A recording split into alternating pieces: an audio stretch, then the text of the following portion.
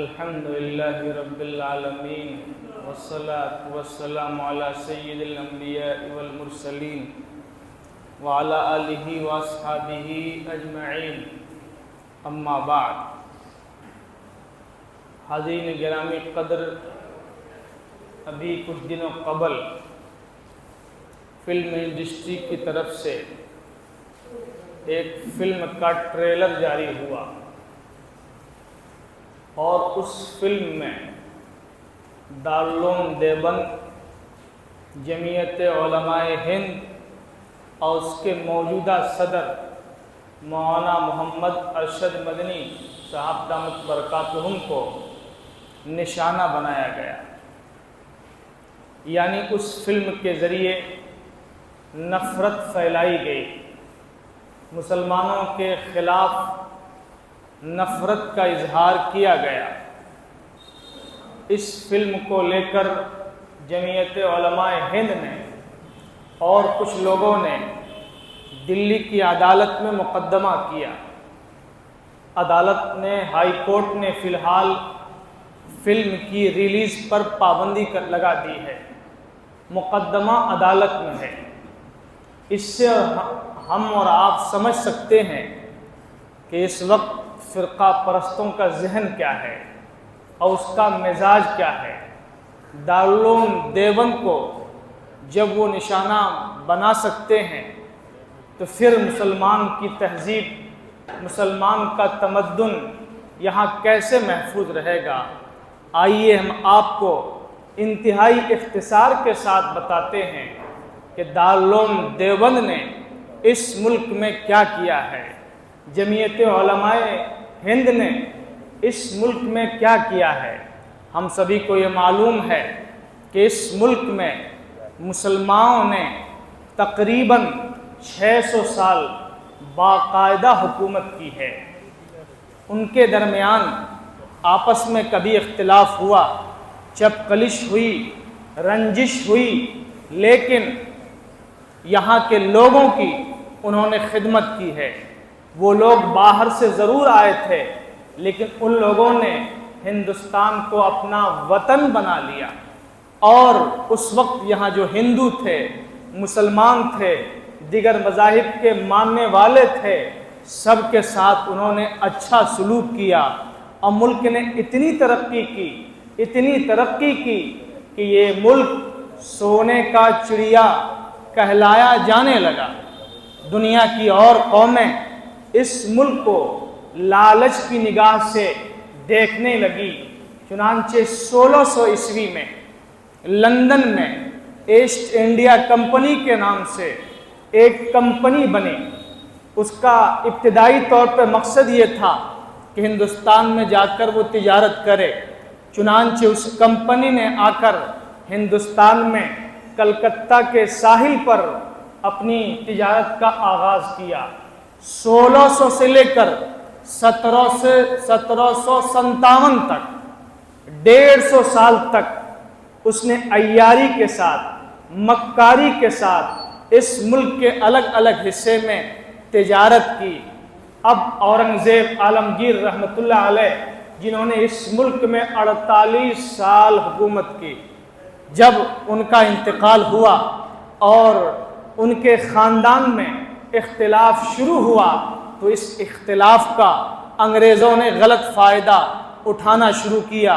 کبھی اس خطے کے مسلمان کو، کبھی اس خطے کے رہبر کو، کبھی اس خطے کے حاکم کو آپس میں وہ لڑا دیتے اور وہ الجھا دیتے. نتیجہ یہ ہوا کہ بنگال میں پلاسی کے میدان میں جنگ ہوئی، انگریزوں نے ساتھ دیا اور سراج الدولہ کو شکست ہوئی. اس کے بعد بکسر کے میدان میں جنگ ہوئی، انگریزوں نے ساتھ دیا اور اس وقت کے مسلمان حاکم کو شکست ہوئی. اس طرح سے انگریزوں کا اثر و رسوخ بڑھتا گیا. بالآخر نوبت یہاں تک آئی کہ 1803 میں انگریزوں نے لال قلعہ پر قبضہ کرنے کی کوشش کی اور اس وقت کا جو بادشاہ تھا شاہ عالم ثانی، اس کو گرفتار کیا اور اعلان کر دیا کہ بادشاہ تو تو شاہ عالم ثانی، لیکن ملک جو ہے وہ شاہ عالم ثانی کا ہے اور حکومت انگریز کی ہے۔ ملک شاہ عالم ثانی کا، مخلوق خدا کی اور حکومت انگریز کی۔ 1803 میں اس نے اعلان کیا۔ 1803 سے لے کر 1857 تک مسلمان یہاں دبے کچلے رہے، ستائے جانے لگے۔ اب مسلمانوں کی حکومت صرف نام کی تھی، اس کا کوئی فرمان چلتا نہیں تھا، اس کے حکم کا یہاں کوئی اعتبار نہیں تھا، کوئی اہمیت نہیں تھی، چونکہ حکومت مسلمانوں سے چھینی تھی۔ اور اس لیے بھی کہ انگریزوں کا مقصد صرف حکومت پر قبضہ جمانا نہیں تھا، بلکہ انگریزوں کا مقصد یہ تھا کہ اس پورے ملک کو عیسائی ملک میں تبدیل کر دیا جائے۔ 1803 سے لے کر 1857 تک اس دوران مسلمانوں نے آپس میں کوشش کی، مشورے کیے، چھوٹی بڑی جھڑپیں ہوئی۔ بالآخر 1857 میں مسلمانوں نے مل کر لال قلعہ کے اطراف میں انگریزوں کا مقابلہ کیا، لیکن ظاہری طور پر مسلمانوں کو شکست ہوئی۔ انگریزوں نے اس لڑائی کا نام غدر 1857 رکھا، جبکہ لڑائی نہیں تھی، یہ انقلاب تھا، اور مسلمانوں کی طرف سے یہ آخری کوشش تھی۔ انگریز نے پھر لال قلعہ پر انگریزی جھنڈا لہرا دیا۔ جو نام کا بادشاہ تھا بہادر شاہ ظفر، اس کو بھی قید کر کے رنگون بھیج دیا اور پورے ملک میں اعلان کر دیا کہ اب حکومت انگریز کی ہے۔ لال قلعہ میں انگریزی جھنڈا لہرانے لگا اور مسلمان علماء کو خاص طور سے پکڑ پکڑ کر پھانسی دیا جانے لگا، عوام کو گرفتار کیا جانے لگا۔ اس کے بعد عیسائی پادری آئے، عیسائی مشنری اس ہندوستان میں آئی، جگہ جگہ اس کے لوگ پھیل گئے، عیسائی اسکول قائم ہوئے۔ ان اسکولوں کا جو نصاب تھا وہ انگریزی ذہن و دماغ کے مطابق تھا۔ لارڈ میکالے نے یہ اعلان کیا کہ ہم ایسا ہندوستان چاہتے ہیں کہ یہاں کے مسلمان شکل و صورت کے اعتبار سے ہندوستانی ہوں، لیکن ذہن و دماغ کے اعتبار سے وہ انگریز ہوں۔ ہمارے اور عوام کے درمیان وہ ترجمان اور ٹرانسلیٹر کا کام کریں۔ فوج میں ایسے مسلمانوں کو بھرتی کیا گیا جو انگریزوں کے وفادار ہوں، اور جگہ جگہ عیسائیوں نے مسلمانوں کو چیلنج کرنا شروع کیا۔ تو اب صرف مسلمانوں کی حکومت نہیں گئی، صرف مسلمانوں کے ہاتھ سے اقتدار نہیں گیا، بلکہ اب مسلمانوں کا مذہب، مسلمانوں کا تشخص، مسلمانوں کی شناخت اب خطرے میں پڑ گئی۔ ایسے وقت میں مسلمان مایوس ہو گئے، اب مستقبل ان کو تاریک نظر آنے لگا، اور یہ انگریز، ان کے ماننے والے مسلمانوں کے خلاف تو حملہ کر ہی رہے تھے، ان کو اصل چیڑ تو مسلمانوں سے تھی ہی، ساتھ ساتھ انہوں نے ہندوؤں کو بھی اب نشانہ بنانا شروع کر دیا۔ یہاں کے اور مذاہب کے ماننے والوں کو بھی انہوں نے نشانہ بنانا شروع کر دیا۔ تب اس وقت کے علماء کے دل میں یہ خیال آیا کہ آگے مسلمان کے لیے کیا کام کیا جائے۔ ہم آپ کو یہ بتا دیں کہ 1857 سے پہلے اس ملک میں مدرسے بھی تھے، اس ملک میں خانقاہیں بھی تھیں، مسجدیں بھی تھیں۔ خانقاہوں کا نظام سرکاری طور پر چلتا تھا، مدرسوں کا نظام سرکاری طور پر چلتا تھا۔ سرکار کی طرف سے خانقاہوں کی مدد ہوتی تھی، علماء کی مدد ہوتی تھی، مدرسوں کی مدد ہوتی تھی۔ چنانچہ لکھنؤ میں مدرسہ نظامیہ فرنگی محل بہت پرانا ادارہ تھا، اسی طرح دلی میں مدرسہ رحیمیہ بہت پرانا ادارہ تھا۔ 1857 کی بغاوت میں جب مسلمانوں کی حکومت چھن گئی تو اب ان مدرسوں کی امداد بھی بند ہو گئی، اب مسلمانوں کی تعلیم کا سلسلہ بھی بند ہو گیا۔ اب مسلمانوں کو یہ فکر لاحق ہوئی کہ اقتدار تو وسعت ہو ہی گیا، اگر ہم نے اپنی نسل کی فکر نہیں کی تو کل ہمارے بچے مرتد ہو سکتے ہیں۔ چنانچہ علماء کرام کو اس کی فکر ہوئی، اور اللہ رب العزت نے اس وقت کے مخلص علماء، مخلص مسلمان، دیندار مسلمانوں کے ذہنوں دماغ میں ایک بات ڈالی۔ وہ بات یہ تھی کہ اپنا نجی مدرسہ قائم کیا جائے، نجی اور پرائیویٹ مدرسہ قائم کیا جائے جو سرکار کے تعاون سے نہ چلتا ہو، عوام کے تعاون سے چلتا ہو۔ اس طرح سے پہلے وہاں مذہب کی تعلیم دی جائے تاکہ بچوں کا ایمان محفوظ رہے، اور اسی ادارے میں ایسے افراد تیار کیے جائیں جو ملک کی آزادی کے لیے بھی کام کریں۔ یہ دو بنیادی مقصد تھے۔ چنانچہ یہ ادارہ 31 مئی 1966 کو دارالعلوم دیوبند کی شکل میں دیوبند کے ایک چھوٹے سے قصبے میں اس کی بنیاد رکھی گئی۔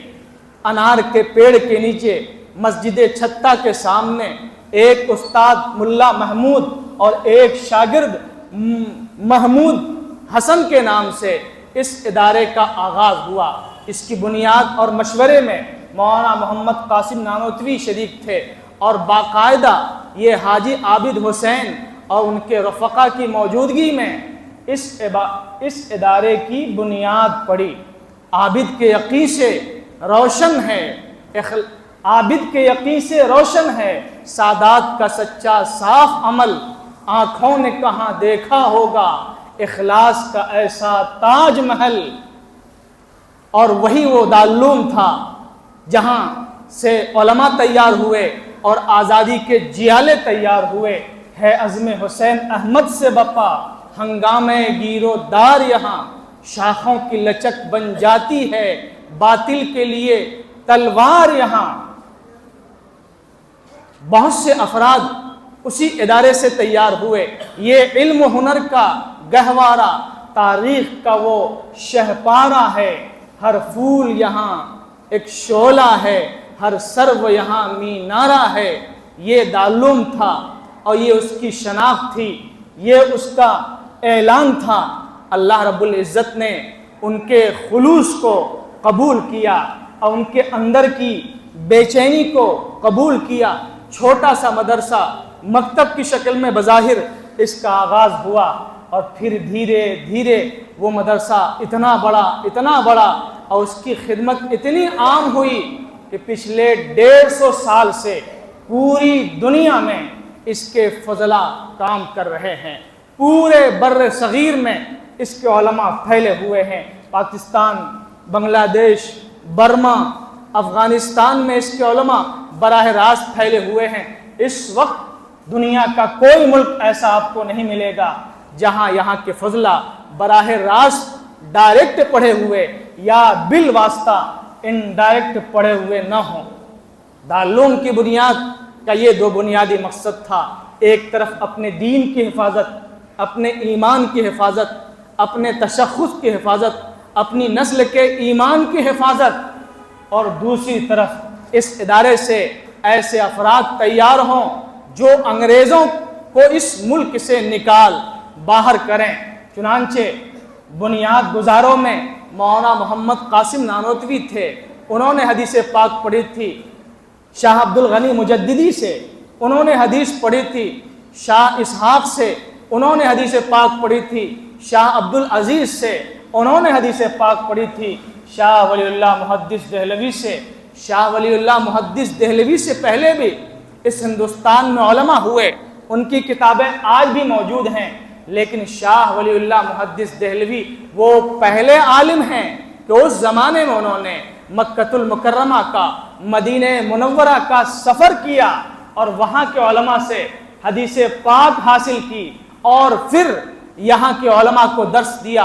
اس وقت ہندوستان میں جتنے مدرسے ہیں، جن مکاتب فکر کے مدرسے ہیں، ان کے جو علماء ہیں، ان کے جو طلبہ ہیں، ان سب کا سلسلہ حدیث شاہ ولی اللہ محدث دہلوی رحمۃ اللہ علیہ تک پہنچتا ہے۔ یہ حدیث کی 6 کتابیں جو مدرسوں میں پڑھائی جاتی ہے، اس سلسلے کا آغاز وہیں سے ہوا ہے۔ شاہ ولی اللہ کے فرزند ہیں شاہ عبد العزیز محدث دہلوی رحمۃ اللہ علیہ، جنہوں نے دہلی میں 60 سال درس و تدریس کا کام کیا تھا۔ یہ پہلے محدث ہیں جنہوں نے انگریز کے خلاف جہاد کا فتویٰ دیا تھا اور کہا تھا کہ ہندوستان اب دارالحرب ہو گیا ہے، یہاں کے ایک ایک فرد پر حکومت سے لڑائی کرنا اور جہاد کرنا فرض ہو گیا ہے۔ چنانچہ شاہ عبدالعزیز کے شاگردوں نے اور ان کے شاگرد کے شاگردوں نے ملک کے مختلف حصوں میں انگریزوں سے جہاد کیا۔ اسی سلسلے کے مولانا محمد قاسم نانوتوی، اسی سلسلے کے مولانا رشید احمد گنگوہی، اسی سلسلے کے حاجی امداد اللہ مہاجر مکی رحمۃ اللہ علیہ، ان سب نے انگریزوں کے خلاف جہاد میں حصہ لیا۔ پھر دارالعلوم قائم ہوا۔ ابھی استاذ دنیا سے رخصت ہوئے ہیں تو اسی ادارے سے شیخ الہند محمود حسن دیوبندی رحمۃ اللہ علیہ پیدا ہوئے۔ جی، ان کا لقب بعد میں شیخ الہند ہوا اور انہوں نے باقاعدہ تحریک آزادی میں حصہ لیا۔ انہوں نے ہی تحریک ریشمی رومال چلائی، انہوں نے ہی افغانستان کے راستے ترکی ہوتے ہوئے مکۃ المکرمہ کا سفر کیا۔ اس پورے علاقے کا سفر اس لیے کیا تھا کہ وہاں کے مسلمانوں کو، وہاں کے علماء کو، وہاں کے عوام کو اور وہاں کی حکومتوں کو اس بات پر آمادہ کیا جائے کہ وہ مسلمانوں کی مدد کریں اور اس طرح سے ہندوستان سے انگریزوں کو بھگایا جائے۔ اتفاق غالب پاشا والی مکہ نے ان کے ساتھ غداری کی اور ان کو قید کر کے مالٹا کی جیل میں بند کر دیا گیا۔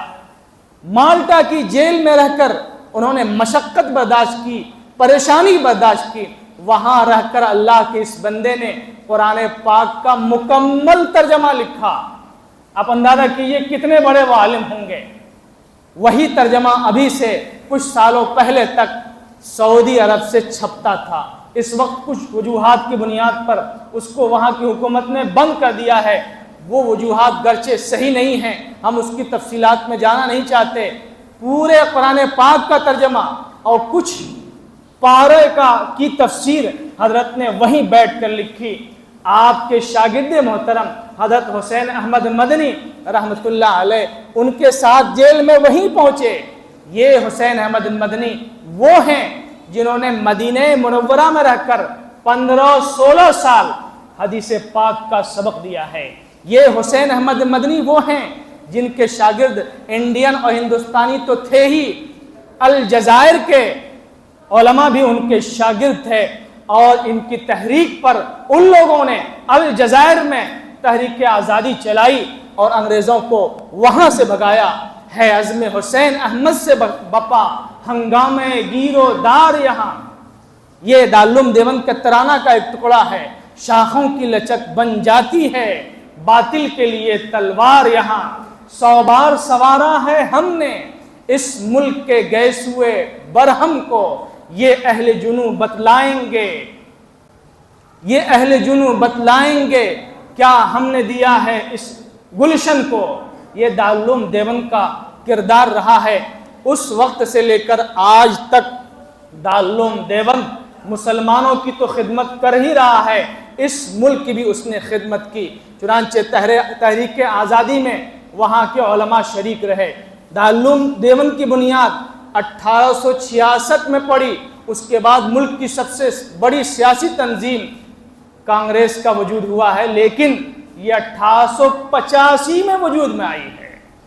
اور بعد میں جب ملک تقسیم ہونے لگا تو یہاں کے زیادہ تر علماء نے اس بات کا اعلان کیا کہ ہمیں ہندوستان ہی میں رہنا ہے، دو ملک مناسب نہیں ہے۔ اس میں پیش حضرت حسین احمد مدنی نور اللہ مرقدہ تھے۔ پھر بعد میں 1919 میں جمعیت علماء قائم ہوئی۔ اس میں بڑی تعداد میں علماء دیوبند ہی تھے۔ جمعیت علماء کا ایک مقصد تو مسلمانوں کی خدمت، اس کا دوسرا مقصد یہ بھی تھا کہ ملک کو آزاد کیا جائے۔ اس کا ایک مقصد یہ بھی ہے کہ یہاں کے عام شہریوں کو انصاف ملے، غریبوں، محتاجوں، بیواؤں، یتیموں کی مدد کی جائے۔ 1919 سے لے کر اب تک پورے ملک میں یہ سب سے بڑی مسلمان کی تنظیم ہے جو یہ خدمت انجام دے رہی ہے۔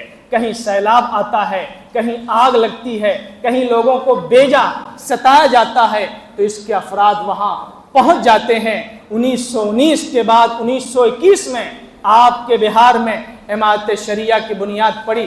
اس کے بانی گرچہ مولانا ابو المحاسن محمد سجاد رحمۃ اللہ علیہ ہیں، یہ ڈائریکٹ دیوبند کے پڑھے ہوئے نہیں ہیں، لیکن ان کے جو رفقائے کار ہیں اس وقت سے لے کر ابھی تک جو علماء امارت شریعہ سے جڑے ہوئے ہیں وہ سب کے سب دارالعلوم دیوبند کے فضلاء ہیں یا ان کے علماء سے تعلق رکھنے والے ہیں۔ بہار کی یہ سب سے بڑی تنظیم ہے، اس نے بعض ایسا کام کیا ہے جو کام ملک کے کسی حصے میں نہیں ہوتا ہے بلکہ اور حصے میں اس کی نقل کی جا رہی ہے۔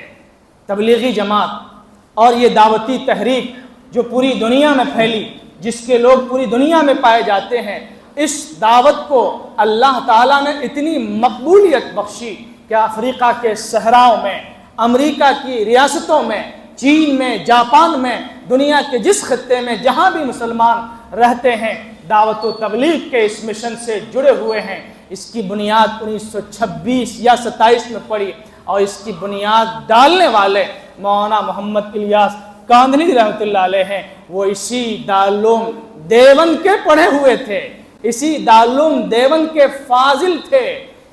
ان چند تنظیموں کا ہم نے آپ کے سامنے ذکر کیا ہے، ورنہ اس تعلیم سے تعلیم حاصل کرنے والے ملک کی عدالتوں میں پہنچے، ملک کے ایوان بالا میں پہنچے، سماجی خدمات انہوں نے کی، گویا ہر طرح سے اس کی روشن تاریخ ہے۔ اللہ نے دارالعلوم کے خلوص کو قبول کیا ہے کہ 150 سال سے زائد عرصہ گزر چکا ہے، اب تک یہ تسلسل کے ساتھ خدمت انجام دیتا جا رہا ہے۔ اللہ رب العزت سے دعا ہے کہ اللہ ان کی ان خدمات کو قبول فرمائے۔ اب آپ فیصلہ کیجئے، جس ادارے نے، جس سے وابستہ افراد نے، جس سے وابستہ تنظیموں نے اس پورے ملک کی ایسی خدمت کی ہو جہاں کے لوگوں نے ملک کی آزادی میں بڑھ چڑھ کر حصہ لیا ہو، بلکہ نمائندگی اور قیادت کا فریضہ انجام دیا ہو، آج اس ملک میں ایسی فلم بنے جس میں اس کے کردار کو غلط انداز میں پیش کیا جائے اور اسے بدنام کیا جائے۔ ہم سب کو سنبھلنے کی اور سمجھنے کی ضرورت ہے، اپنے دین سے وابستہ ہونے کی ضرورت ہے۔ انشاءاللہ ہم اپنے دین سے وابستہ رہیں گے، اپنے بزرگوں کی تاریخ سے آپ جڑے ہوئے رہیں گے تو کوئی بھی ہمارا بال بیکا نہیں کر سکتا۔ اللہ رب العزت کی مدد کثرت تعداد پہ نہیں آتی ہے بلکہ خلوص اور للہیت کی بنیاد پر آتی ہے۔ جب گلستہ کو خون کی ضرورت پڑی سب سے پہلے ہماری ہی گردن کٹی، پھر ہم ہی سے یہ کہتے ہیں اہل چمن، یہ چمن ہمارا ہے تمہارا نہیں۔ افسوس ہے ایسے نظریہ پر انشاءاللہ یہ فرقہ پرست خود مٹ جائیں گے۔ مسلمان اپنے دین سے وابستہ رہیں، اللہ رب العزت ہمیں بھی اور ہمارے دین کو بھی سربلندی عطا کرے گا۔ وآخر دعوانا الحمدللہ رب العالمین۔